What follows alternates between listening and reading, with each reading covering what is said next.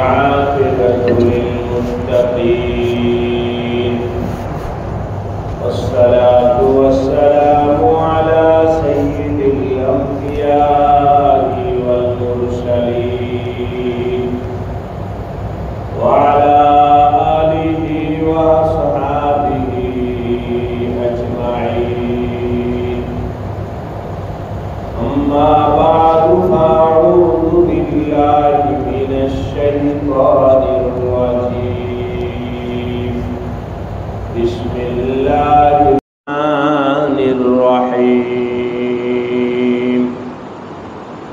ومن أحسن قولا ممن دعا إلى الله وعمل صالحا وقال إنني من المسلمين.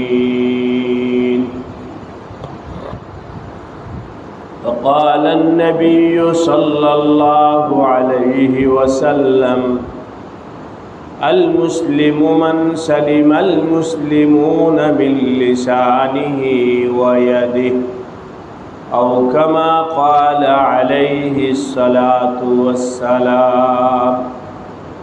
آمنت بالله صدق الله مولانا العظيم.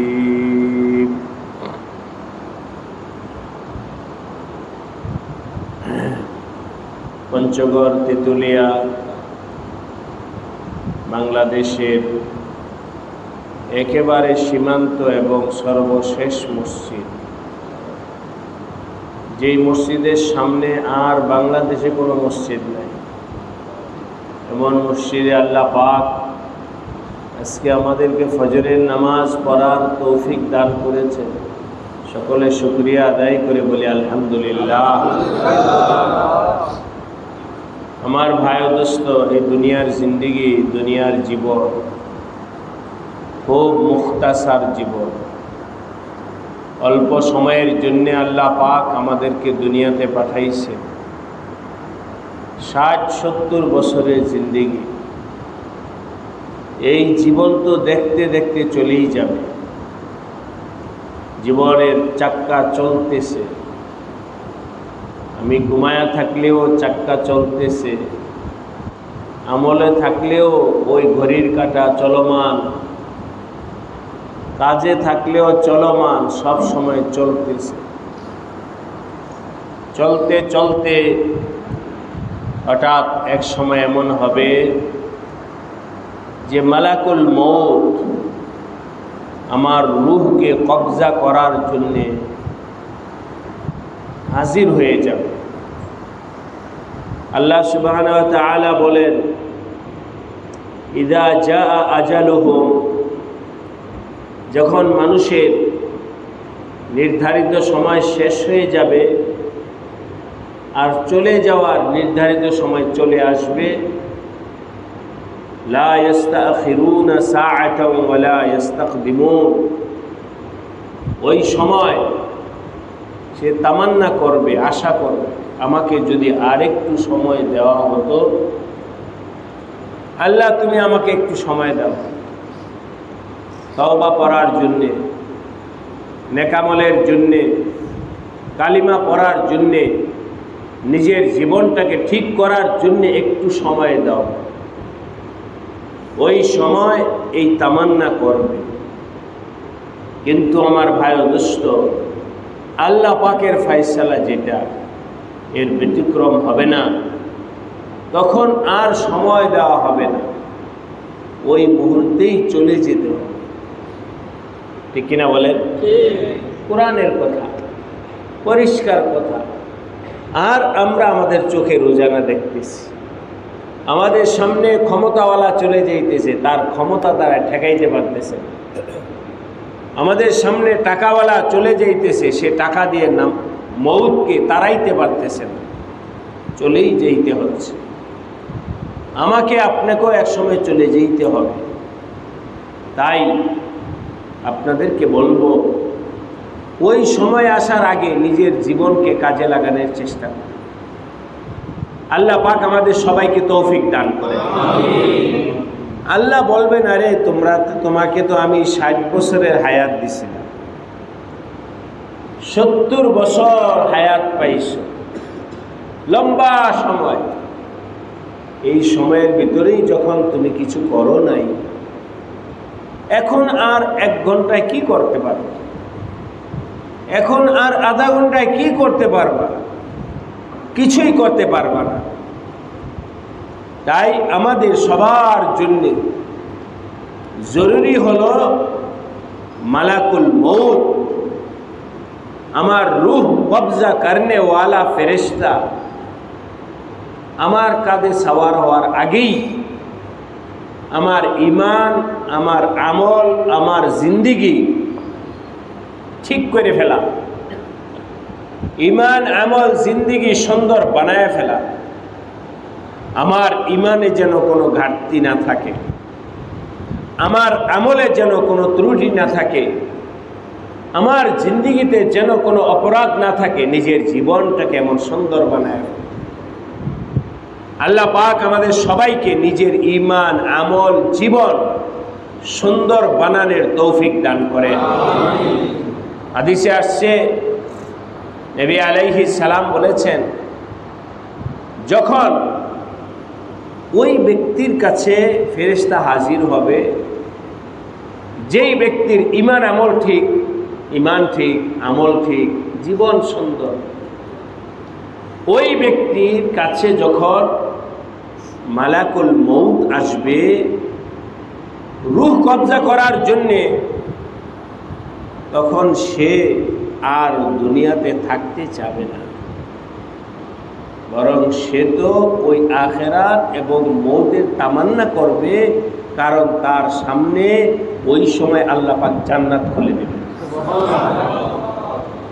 সহি ঈমানওয়ালা, আমলওয়ালা, সহি জীবনওয়ালা, তার সামনে জান্নাতের নাজ নেওয়া। আর সে তামান্না করবে, আল্লাহ এই তো ঈমানের সাথে রূহটা বের হইলে আমি জান্নাতে যাই। নবী আলাইহিস সালাম, আমাদের নবীজি, ওনার জীবনের শেষ কথা ছিল, আল্লাহুম্মা রফিক আল আলা। হে আমার বন্ধু, বলেন বন্ধু, আসল প্রকৃত বন্ধুকে? আল্লাহ। আমার আপনার আসল বন্ধুকে? আমি তো আমার বন্ধুর সাক্ষাৎ চাই, অর্থাৎ মৃত্যুর পরেই তো আমি আমার আল্লাহর সাক্ষাৎ পাব। নবীজি আলাইহিস সালাম এই তামান্না করেছিলেন। আমি আপনি যদি আমার ঈমান দুরুস্ত করতে পারি, আমল ঠিক করতে পারি, তো ইনশাআল্লাহ আমাদের মৃত্যুর সময় আল্লাহ পাক এরকম হালাত পয়দা করে দেবেন। এই জন্য ভাই, নিজের ঈমান ঠিক করার জন্য চেষ্টা করব ইনশাআল্লাহ। ঈমান ঠিক করি, ঈমান ঠিক করি। আমাদের খিলানেওয়ালা কে? হায়াতের মালিক, মৌতের মালিক, বিপদ থেকে উদ্ধারকারী, সব কিছু আল্লাহ ওয়াহদাহু লা শারীকা লাহু। ঈমান কিভাবে মজবুত হবে, বৃদ্ধি পাবে? আমি আপনাদের সামনে যে আয়াত করেছি, আয়াতের মধ্যে আল্লাহ পাক বলেন, ওমান আহসানু কাওলাম মিম্মান দাআ ইলাল্লাহ। বেশি বেশি ঈমানি দাওয়াত, ঈমানের কথা বলো, ঈমানের কথা বলো, ঈমানের দাওয়াত দাও। যেই ব্যক্তি দাআ ইলাল্লাহ, আল্লাহর বান্দাকে ডাকবে, আল্লাহর ভাই আসো আসো আমরা একটু বসি। সাহাবায়ে কেরাম বলতেন, আসো আমরা একটু বসি, নুজাদ্দিদু ঈমানানা, আমরা আমাদের ঈমানটা একটু নবায়ন করে নিই, ঈমানটা মজবুত করে নিই। বলে কাইফা নুজাদ্দিদু ঈমানানা, আরে ঈমান কিভাবে নবায়ন করব, ঈমান কিভাবে মজবুত করব? বলে ঈমানি হালকায় বসি, ঈমানের মুযাকারা করি, ঈমানের আলোচনা শুনি, ঈমানের আলোচনা বলি, বলতে বলতে, শুনতে শুনতে আল্লাহ পাক আমাদের ঈমানকে মজবুত করে দেবে। ঈমানি হালকায় বসো, ঈমানি মুযাকারায় বসো।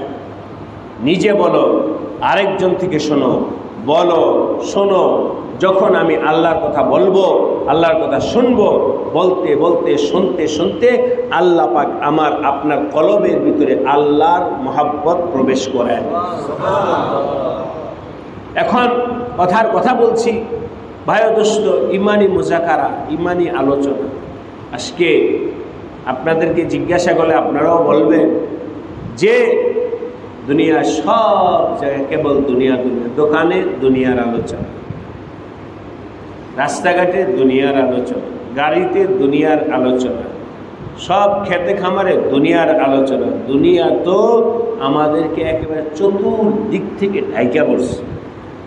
এরা বলেন যেখানে সেখানে। আজকে এখানে আপনারা যারা আছেন আলহামদুলিল্লাহ অনেক কষ্ট করে আসছেন। ফজরের নামাজের সময় 7 ইউনিয়ন থেকে আপনারা অনেকে আছেন আগেই চলে আসছেন রাতে। আল্লাহ সবার আশা বসাকে কবুল করে নেন। আমরা একটা নিয়ত করি তো ভাই, সব সময় না হোক কিন্তু একটা নিয়ত করি যে ইনশাআল্লাহ আমরা যতক্ষণ মসজিদে থাকব ততক্ষণ কমপক্ষে দুনিয়ার আলোচনা করব না। রাজি আছি?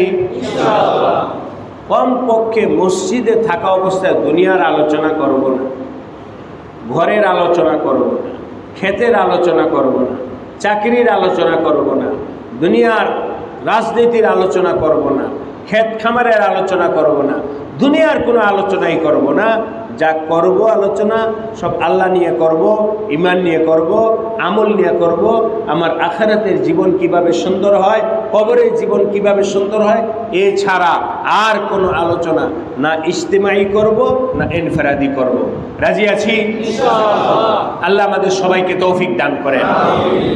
হ্যাঁ, আমি বসে আছি মুসল্লায়, একজন আইসা বলতেছে, যখনই আমি টের পাবো আরে সে তো আমাকে দুনিয়ার কথা বলতেছে, চলো ভাই চলো বাহিরে যাই। বাহিরে গিয়ে বলি আমি না ওয়াদা করছি যে মসজিদে বৈশাখ কথা বলবো না, শুনবো না। যদি তুমি বলতে চাও চলে বাহিরে যাই, চলো বাহিরে গিয়ে বৈশা বলবো, মসজিদে বলবো না, মসজিদে বলবো না, মসজিদে বলবো না। আল্লাহ পাক আমাদের সবাইকে তৌফিক দান করেন। আজকে মসজিদগুলো হেফাজত করার দরকার। মসজিদগুলো হেফাজত নাই। কিসের হেফাজত নাই? মসজিদ হেফাজত নাই। কেন বলতেছি? নবী আলাইহিস সালাতু ওয়াস সালাম বলেছেন কিয়ামতের আগে এমন হবে মসজিদগুলো বাজারে পরিণত হবে। নাউজুবিল্লাহ বলে, মসজিদগুলো বাজারে পরিণত হবে। মসজিদে চিল্লাফাল্লা হবে, মসজিদে হইহুল্লোড় হবে। বাজারে গিয়া মানুষ যেমন দুনিয়ার আলোচনা করে, বাজারে গিয়া যেমন আদব আখলাকের ব্যাপার নাই, বাজারে যে যা মন চায় তাই বলে, মসজিদও এরকম হয়ে যাবে। মসজিদে চিল্লাফাল্লা হবে, হট্টগোল হবে, এরপরে মসজিদের ভিতরে ঝগড়া ফাসাদ হবে, মসজিদে দুনিয়ার আলোচনা হবে, মসজিদের মধ্যে বিভিন্ন ধরনের ফিতনা আসবে। বলেন বর্তমান এমন হচ্ছে কিনা? হচ্ছে না ভাই? হইতেছে। আমরা ইনশাল্লাহ আজকে থেকে পাক্কা ওয়াদা করি, কমপক্ষে সারাক্ষণ তো ইমানি আলোচনা হয়তো আমাদের পক্ষে করা সম্ভব হয় না, কমপক্ষে যতক্ষণ মসজিদে থাকব মসজিদের মধ্যে কোনো ধরনের দুনিয়ার আলোচনা করব না। আল্লাহ আমাদের সবাইকে তৌফিক দান করেন। তো এই কথাটা এটাই বললাম। ছোট্ট একটা কথা বলি, আমাদের বুজুর্গানে দিলে কথা প্রসঙ্গে আসলো তাই। আমাদের নকল হরকতকে সুন্নাহ মোতাবেক বানাই। মসজিদে যখন আমি প্রবেশ করব কোন পা আগে দিব? ডান পা। বের হওয়ার সময় বাম পা। বাথরুমে যখন যাব কোন পা আগে দিব? বাম পা। বাথরুমে যাওয়ার সময় আগে বাম, বের হওয়ার সময় ডান। এটা হলো সুন্নত তরিকা বাথরুমে যাওয়ার, মসজিদে যাওয়ার। এগুলো অভ্যাস বানাবো। প্রথম কিছুদিন একটু খেয়াল করব, মসজিদে ঢোকার সময় খেয়াল কইরা পা দিব ডান পাটা। বাথরুমে ঢোকার সময় খেয়াল করে আগে বাম পাটা দিব। 1 দিন 2 দিন 3 দিন 1 সপ্তাহ 10 দিন যদি একটু খেয়াল কইরা এই আমলটা করি, আল্লাহ পাক দয়া করে ওই আমলকে আমার অভ্যাসে পরিণত করে দিয়েছে। এখন দেখা যাবে অনিচ্ছায়ও বাথরুমে বাম পাটাই আগে চলে চলে, অনিচ্ছায় ডান পাওটা মসজিদে আগে চলে যায়। কিন্তু কয়েকদিন আমার একটু চেষ্টা করতে হবে। রাজি আছি না? আমাদের বুজুর্গানে দিন বলে এই চেষ্টার তরতিবটা একটু শোনেন, আল্লাহওয়ালারা কি বলে। আমরা তো আজকে নিয়ত করলাম মসজিদে ঢুকবো ডান পা দিয়ে, বা জোহরের সময় ঢুকছি, আসরের সময় ঢুকছি, কিন্তু মাগরিবের সময় হঠাৎ বাম পা আগে চলে আসে, ভুল হয়ে গেছে। মানুষের ভুল হতেই পারে, হতে পারে না? ভুল। তো এখন আমার করণীয় কি? তো আমাদের আল্লাহওয়ালা বুজুর্গানে দিন তরতিব বলেন, তুমি তোমার নফসের খেলাফ কাজ করো, নফসকে একটু শাস্তি দাও, নফসকে শাস্তি দাও। কেন সে সুন্নতের খেলাফ বাম পা আগে দিল মসজিদে ঢোকার সময়? বলে নফসের খেলাফ করব কি? বের হও, শাস্তি দাও, নফস বের হও, বের হয়ে আবার সুন্নত তরিকায় ঢুকো। সুবহানাল্লাহ বলেন। এখনই ঠিক হয়ে যাও, এখনই ইসলাহ করো, এই আমলটাকে এখনই ইসলাহ করো। মাশাআল্লাহ, আপনারা তো বুঝবেন, আমাদের তো মাকসাদ মুযাকারা, দিনী মুযাকারা। একজন বাম পা দিয়ে মসজিদে ঢুকে গেছে, আচ্ছা ঢুকছি তো ঢুকছি, সে যদি ওই 1 ঘন্টা মসজিদে থাকে, তাহলে 1 ঘন্টা থাকলো এমন অবস্থায়, যে অবস্থায় সে খেলাফে সুন্নত তরিকায় সে ঢুকছে, 1 ঘন্টায় ওই খেলাফে সুন্নতের উপরেই সে রয়ে গেল। ঠিক কিনা বলেন?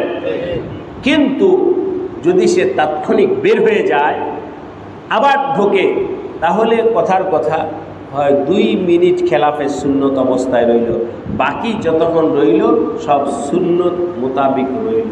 ঠিক কিনা বলেন? এই জন্যে বলে এখনই বের হও, এখনই বের হয়ে ঠিক করে নাও। রাজি আছি ইনশাআল্লাহ? আল্লাহ আমাদের সবাইকে তৌফিক দান করেন। নিজের ভুলকে সাথে সাথেই কি করব? সাথে সাথেই শুধু লাভ অনেকগুলো। একটা লাভ তো বললাম, আরেকটা লাভ শোনেন।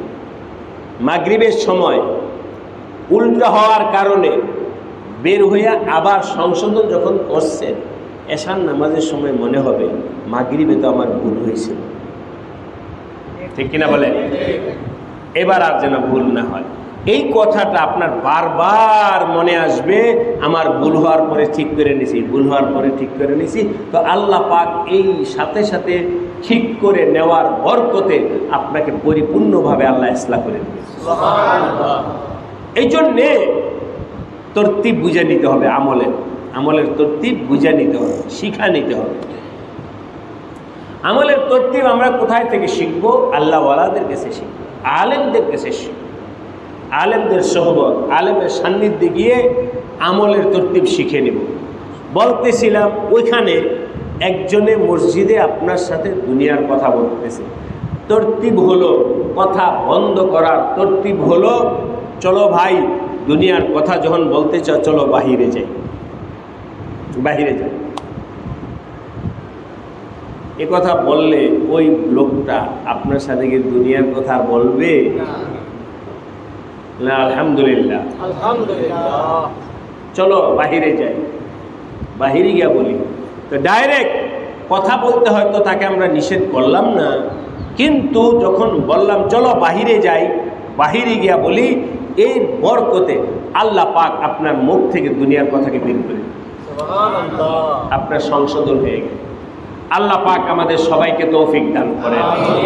আমান আহসানু কওলাম মিম্মান দাআ ইলাল্লাহ, এক ওয়া আমিলা সালিহান, নেকামল করা, ওয়া ক্বালা ইন্নানি মিনাল মুসলিমিন, আমি একজন মুসলমান, আমি একজন মুসলমান।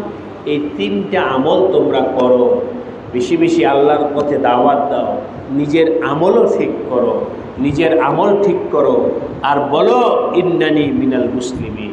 আলহামদুলিল্লাহ, আপনারা এখানে যারা আছেন আল্লাহ পাক সবাইকে কবুল করে নেন। কমবেশ সবাই দাওয়াত ও তাবলীগের নিসবতের সাথে আপনাদের আমাদের সম্পর্ক আছে। আল্লাহ পাক মৃত্যু পর্যন্ত এই হক মেহনতের সাথে লাইগা থাকার তৌফিক দান করেন। এই মেহনতের ভাই ও দোস্ত কিছু আদাব আছে, কিছু তাকাজা আছে। এই মেহনতের কিছু আদাব, কিছু তাকাজা আছে, তাকাজাগুলো পূরণ করলাম।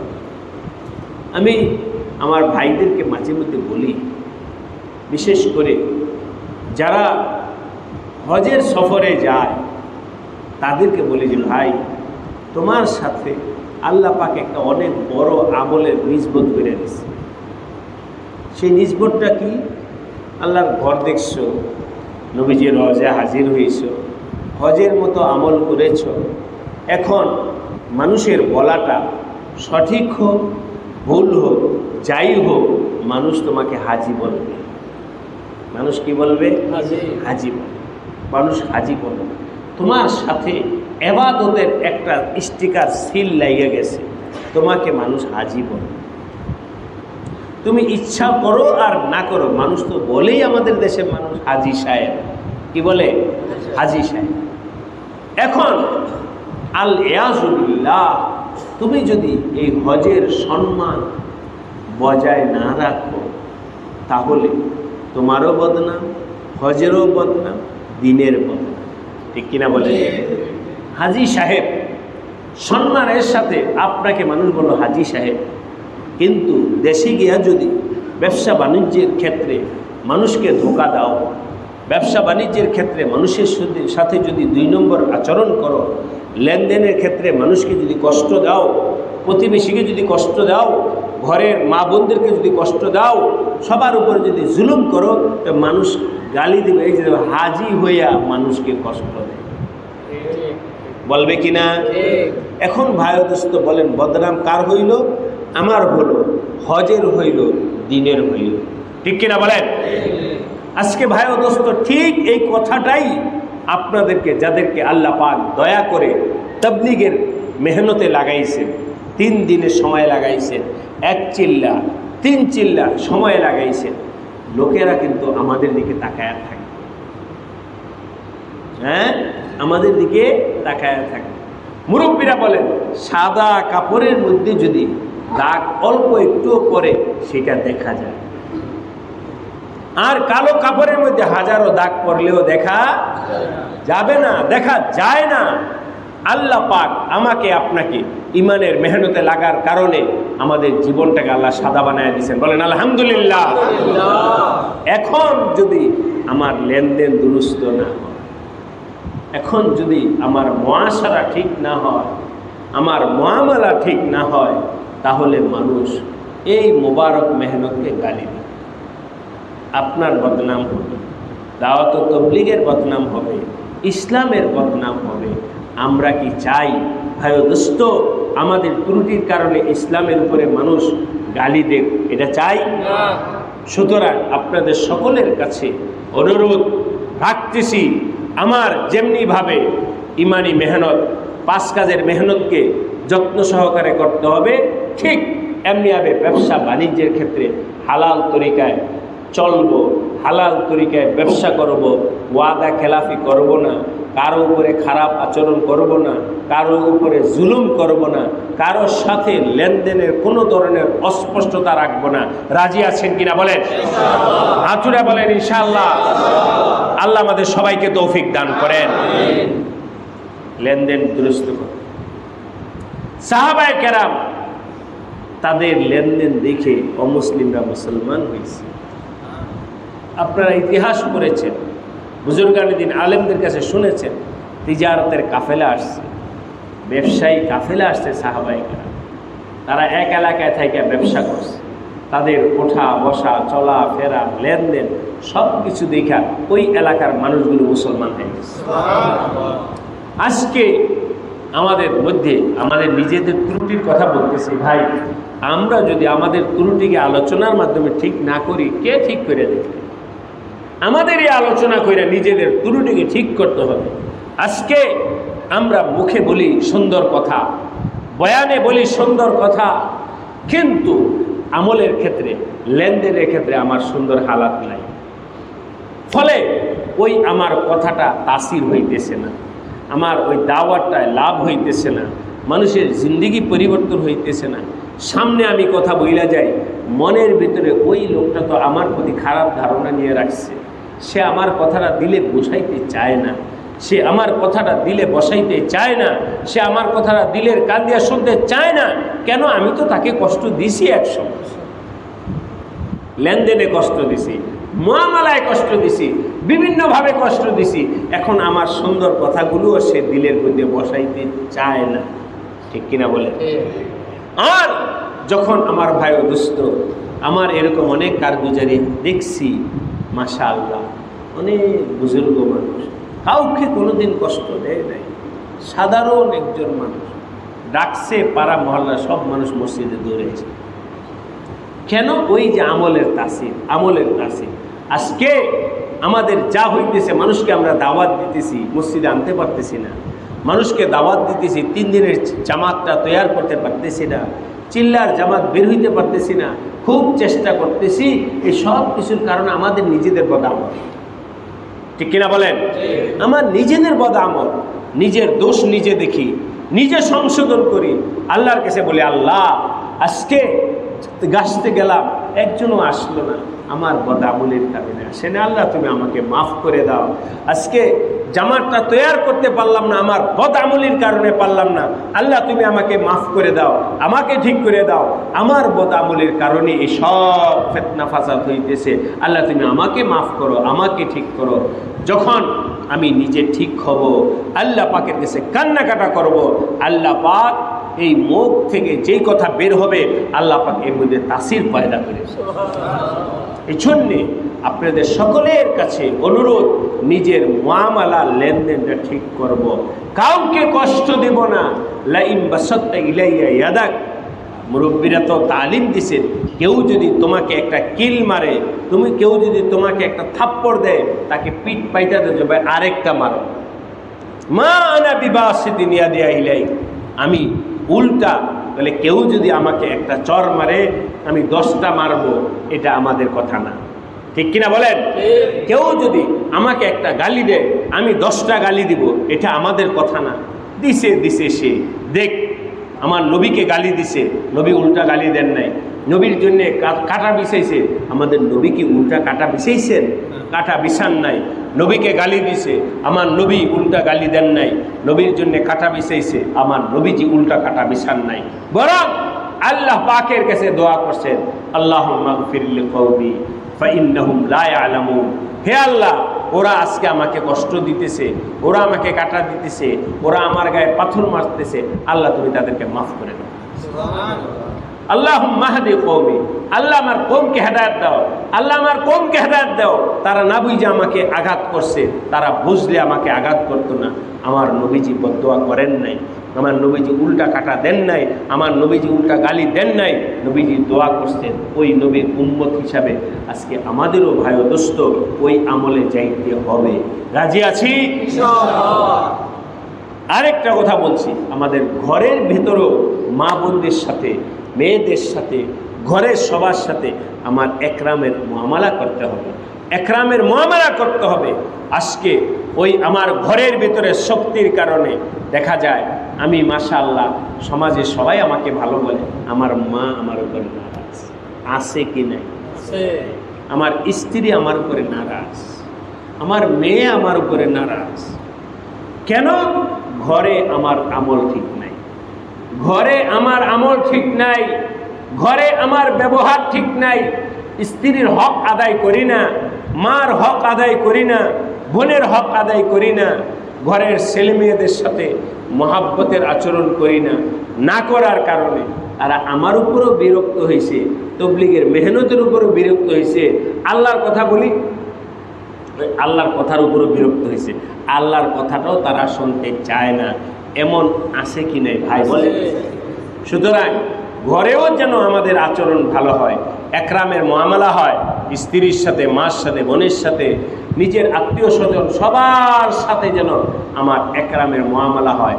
আল্লাহ পাক আমাদের সবাইকে তৌফিক দান করেন। নিজে ঠিক হব, নিজের মুআমালা মুআশারা ঠিক করব।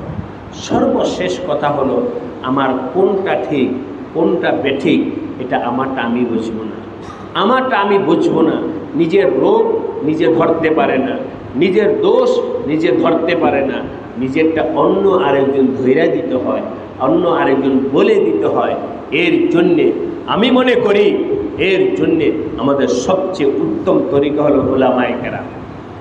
উত্তম তরিকা কি? আমার দোষটা কে ধরবে? উলামায়ে কেরাম। আমার দোষ কে ধরবে? কি জন্যে? সংশোধনের জন্য। কি জন্যে? বলেন কি জন্যে? সুতরাং কখনো যদি কোনো আলেম আমাকে বলে আপনি এই কাজটা করেন না, এটা ভুল, সাথে সাথে আমরা সেটা মাইনে নিব। রাজি আছি ভাই? আমরা যেন এটা না বলি যে না আমরা তো কইরা আসছি এটাই করব না। আলেম সে তো তার দায়িত্ব পালন করছে, তার আমানত ছিল আমাকে ঠিক করে দেওয়ার, সে তো তার দায়িত্ব পালন করছে। আমি যদি কবুল না করি তাহলে আমি ভুল করলাম, ঠিক কিনা বলেন? আজকে আল্লাহ আমাদের সবাইকে তৌফিক দান করে বলেন আমি। ছোট্ট একটা কারগুজারি বলতেছি আপনাদের। উম্মত আজ মানতে চায় না, উম্মতের মধ্যে মানার যোগ্যতা হারায় ফেলছে, মানতে চায় না। উম্মত হক কথা মানতে চায় না, আল্লাহর কথা মানতে চায় না, আমাদের বদামলের কারণে মানতে চায় না। একদিন আমি নামাজ পড়লাম বাইতুল মুকাররম, কোনো এক কাজে গেছি, বাইতুল মুকাররম নামাজ পড়লাম। আমার পাশে যে লোকটা দাঁড়ায় নামাজ পড়ল, ওর নামাজটা হয় নাই, মাসলাগতভাবে নামাজটা হয় নাই। এখন ওই যে বললাম আলেমের দায়িত্ব আমানত হলো উম্মত ভুল করলে তাকে বলে দেওয়া। তা আমি বসে রইলাম যে সে নামাজ শেষ করুক, করার পর তাকে বুঝাবো। নামাজ শেষ করার পরে তাকে বললাম ভাই একটা কথা বলে শোনো। কী কথা? বলে তুমি যেভাবে নামাজ পড়ছো এভাবে নামাজটা হয় না, নামাজের সহি তরিকা হলো এইভাবে পড়া। সুতরাং তোমার নামাজটা তুমি আবার পড়ে নাও, নামাজটা হয়ই নেই, নামাজটা আবার পড়ে নাও। আমি আমার দায়িত্ব পাই। সে উল্টা কি বললো? উল্টা আচ্ছা হুজুর সামনে থেকে ঠিক করে নিব। বুঝেন নাই? এই নামাজটা কি হইল? এই নামাজটা হইল? এখনো তো সুযোগ আছে। কথার কথা, আজকে ফজরের নামাজটা যদি আমাদের ভুল হয় এখনো তো সুযোগ আছে আবার পড়ে নেওয়ার, আছে কি নাই? কথার কথা বলছি। এই জন্যে মাসলা বলতেছি। হুজুর আছেন, হুজুর তো আপনাদেরকে বিস্তারিত বুঝাবেন। ফজরের নামাজ প্রত্যেকটা নামাজই এমন সময়ই জামাত হওয়া উচিত, যদি অ্যাক্সিডেন্টলি ভুল হয়ে যায় আবার যেন ঠিক করে পড়ার সুযোগ থাকে, ঠিক কিনা বলেন? ওই সময়টা রাইখা নামাজ পড়ো, ভুল হইলে যেন দোবারা ঠিক করে পড়া যায়। কিন্তু ওই লোকটাকে আমি বহুত বোঝানোর চেষ্টা করলাম, সে কি বলল? সামনে থেকে ঠিক করবে, এই নামাজটা আর পড়ল না।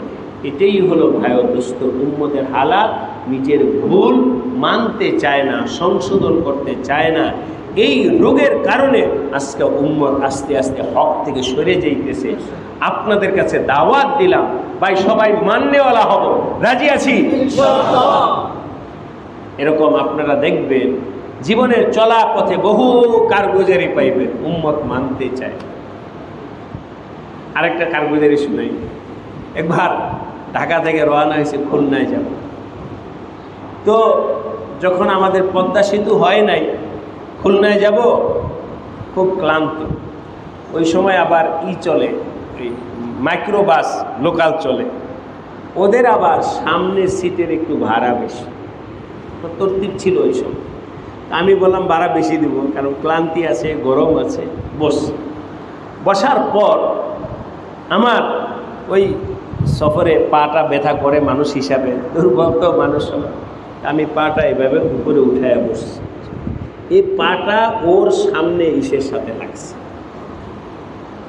সে আইসা মহারাগ, হুজুর আপনার পাটা এখানে লাগছে কেন? কেন? এটা তো আমার রিজিক। মানে ও বিশ্বাস। আপনারা দেখবেন রিক্সাওয়ালা, গাড়িওয়ালা যখন সকালে বের হওয়ার সময় ওইটার মধ্যে চুমা খায়। আপনার কি দেখছেন?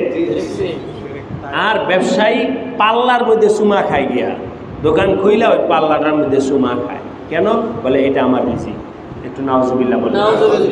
রিজিকের মালিক কে? রিজিকের মালিক কে? খিলানেওয়ালা কে? আমার দোকান খিলায়, আমার পাল্লা খিলায়, আমার গাড়ি খিলায়।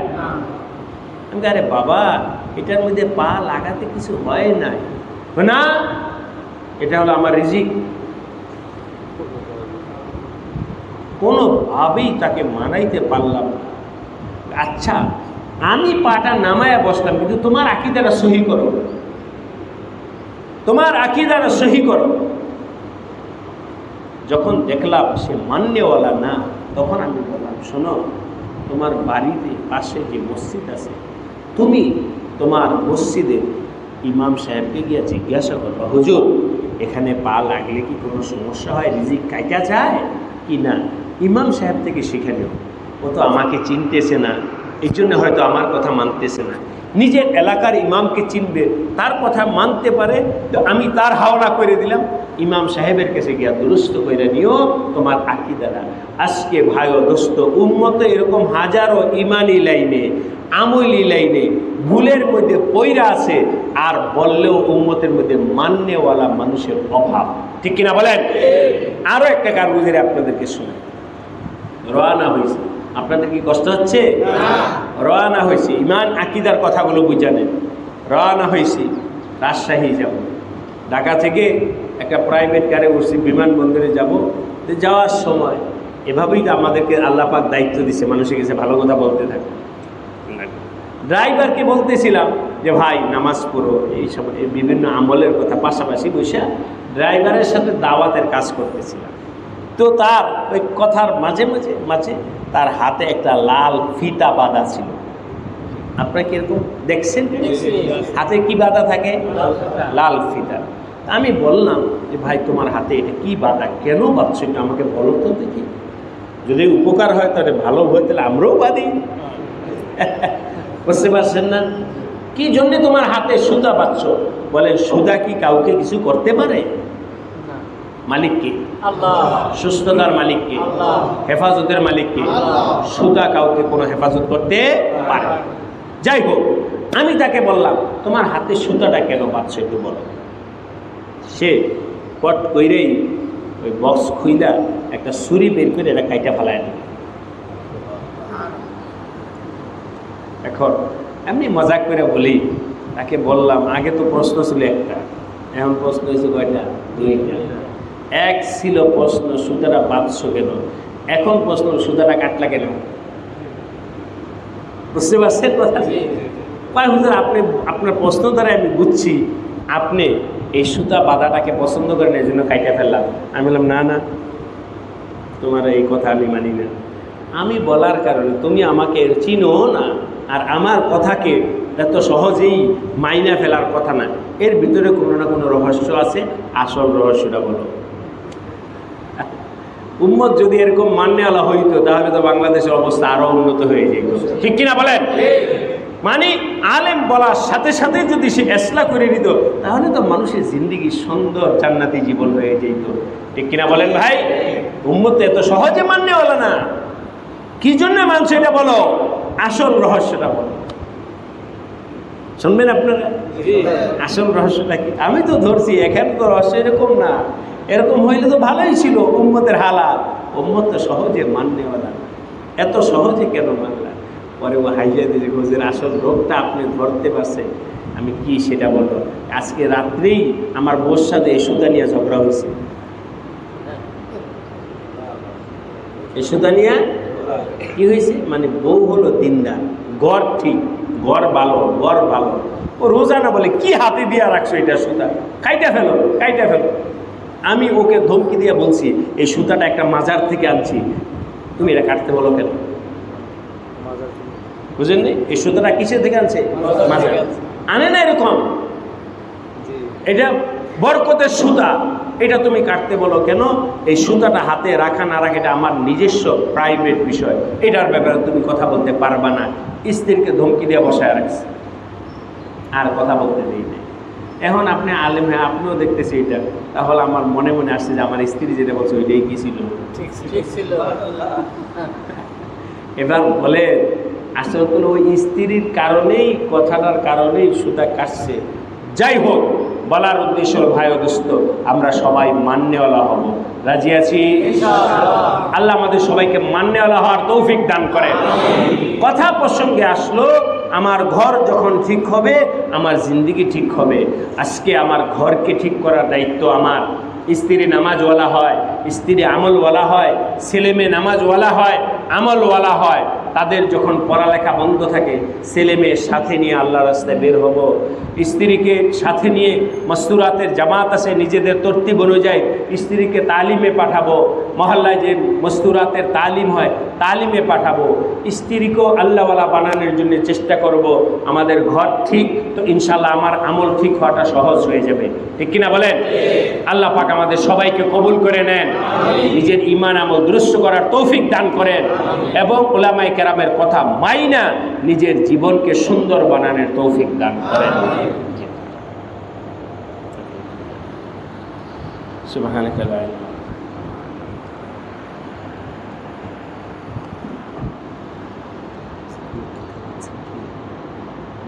আচ্ছা গাড়িতে